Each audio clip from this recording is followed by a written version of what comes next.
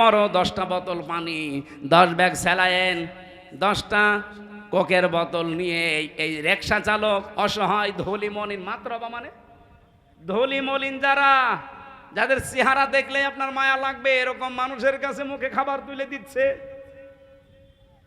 সুম্মা কানা মিনাল্লাযীনা আমানু ওয়া তাওয়াসাউ বিস-সাবরি ওয়া তাওয়াসাউ বিল মারহামা উলাইকা আসহাবুল মাইমানা।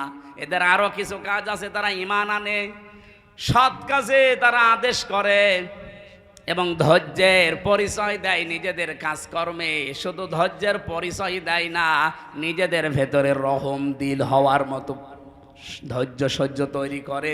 পরস্পরকে একে অন্যকে তারা উপদেশ দেয়, আদেশ দেয়। উলাইকা আসহাবুল মাইমানা, এরাই হচ্ছে ডানপন্থী, সৌভাগ্যশালী, সফলতা লাভকারী। বলেন সুবহানাল্লাহ।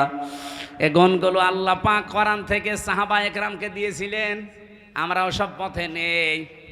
আপনি এই মারুফের সাথে পরিচিত, আবার বলছি, নিচে আছেন কিন্তু মারুফ আপনি করেন না। যারা মারুফ এই 7টা কাজ করে, ওয়ানহাউনা আনিল মুনকার, আর অন্যায় কাজে যারা বাধা দেয়। অন্যায় কাজে নিষেধ করার কথা না, বাধা দেওয়ার কথা আছে। নিষেধ করার বাধা দেওয়া এক। বলেন বলেন। নাহা শব্দের শাব্দিক অর্থ ব্যারিকেড দেওয়া। এই যে রাজবাড়ির যে নদী স্রোত চলছে, আব্দুল হাই আর আমি যদি যে বলি এই নদী পানি বন্ধ হয়ে যা, হবে? এটা বন্ধ করার জন্য বেড়া দেওয়া লাগবে, বাঁধ দেওয়া লাগবে। কথা বলেন না কেন? ওকে বাঁধার প্রাচীর তৈরি করা লাগবে। আল্লাহ বলেন অন্যায়গুলো দেখলে দল মত দেখা দেখি যাবে না, অন্যায় দেখলে বাঁধার প্রাচীর তৈরি করা লাগবে। আর এইটাই তো আমরা তৈরি করতে চাই। আর আপনি এটা তৈরি করতে গেলে বলেন না এ কাজ অমুক দলের। অমুক দলের মানে ওই দলই তো আসল দল।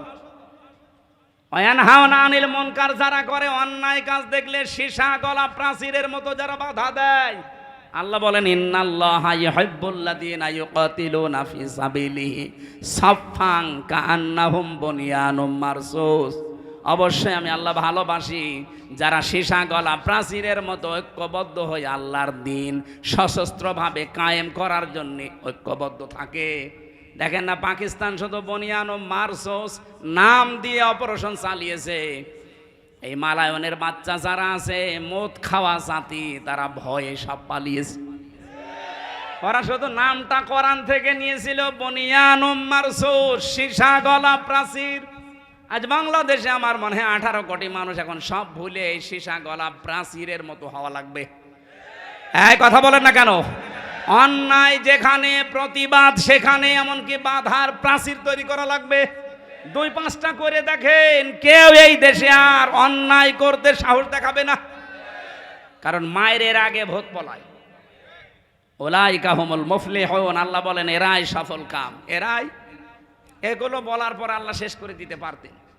ওয়ালা তাকুনু কাল্লাযীনা তাফাররাকু, তোমরা তাদের মতো হয়ো না।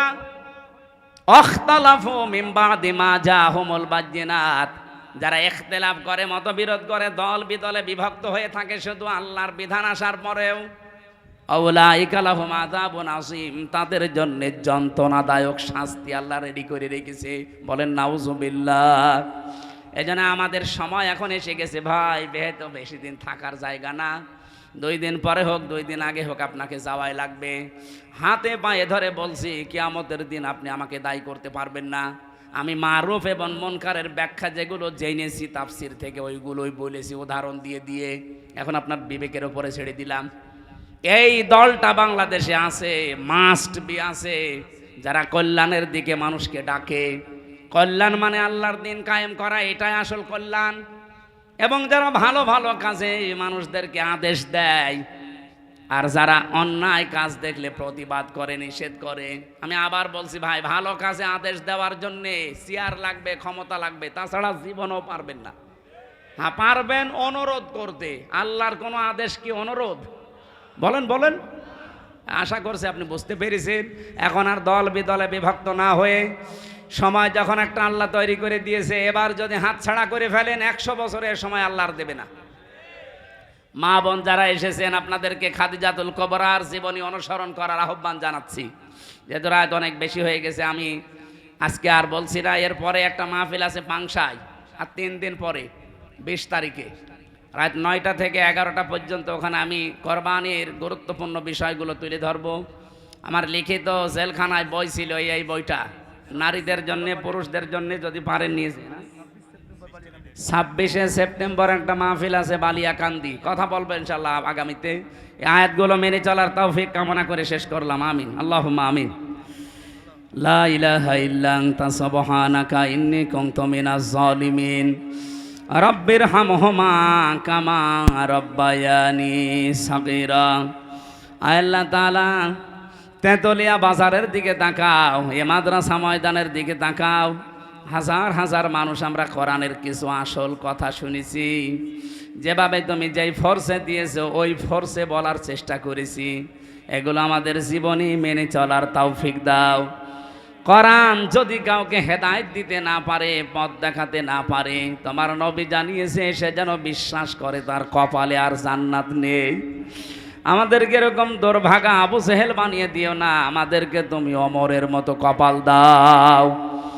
এই আয়োজনে যারা আনসাম দিল, এই স্বেচ্ছাসেবক জলসারা যারা কাজ করছে, যত মানুষ এই মাহফিলের জন্য শ্রম দিয়েছে, আল্লাহ তুমি এদেরকে দেখো, চেনো, এদেরকে মাফ করে দাও। সম্মানিত সভাপতি মাওলানা আব্দুল হাজ জদ্দার, সম্মানিত পরিচালক মিরাজ ভাই সহ এ মাদ্রাসার সোফার সহ যত মানুষ এখানে এসেছে, প্রধান অতিথি, বিশেষ অতিথি যত, আল্লাহ ওমরের মতো এদেরকে হেদায়েত দান করো। মা বোনদেরকে তুমি খাদিজাতুল কুবরার মতো বানাও, তারা অনেক অসুস্থ থাকে, মেহেরবানি করে শেফায়ে কামেলা আজলা দান করো। বহু পরিবারে শান্তি নেই, আল্লাহ মেহেরবানি করে শান্তি দাও। কত মানুষ আমি নিজে সহ যারা অসুস্থ, তাদেরকে তুমি আমাদেরকে শেফায়ে কামেলা দাও। আমার বন্ধু মাওলানা আবু তালেব সহ যত আলেম ওলামা এখানে বসে আছে, আজকের বিশেষ মেহমান মাওলানা সিরাজুল ইসলাম সহ প্রত্যেকটি আলেমকে আলেম হিসাবে মেনে নাও। আল্লাহ তাআলা একটা দল থাকতেই হবে তোমার ঘোষণা, যারা ভালোর দিকে, কল্যাণের দিকে মানুষকে ডাকবে। এই কল্যাণ মানে দিন কায়েমের দিকে ডাকবে, ভালো কাজে আদেশ করবে, অন্যায় কাজে বাধা দেবে, এরা সফল কাম। এই দলে সম্পৃক্ত হওয়ার তৌফিক আমাদেরকে তুমি ভিক্ষা দাও। এলাকায় মাটির নিচে যারাই ঘুমিয়ে আছে এদেরকে ক্ষমা করো। অন্য ধর্মের যারা আছে আল্লাহ তুমি তাদেরকে সম্মতি দাও। পৃথিবীর একমাত্র ধর্ম, শান্তির ধর্ম ইসলামের ছায়া তাদেরকেও দান করো আল্লাহ। বারাকাল্লাহু লানা ওয়া লাকুম ফিল কোরআনিল আযীম।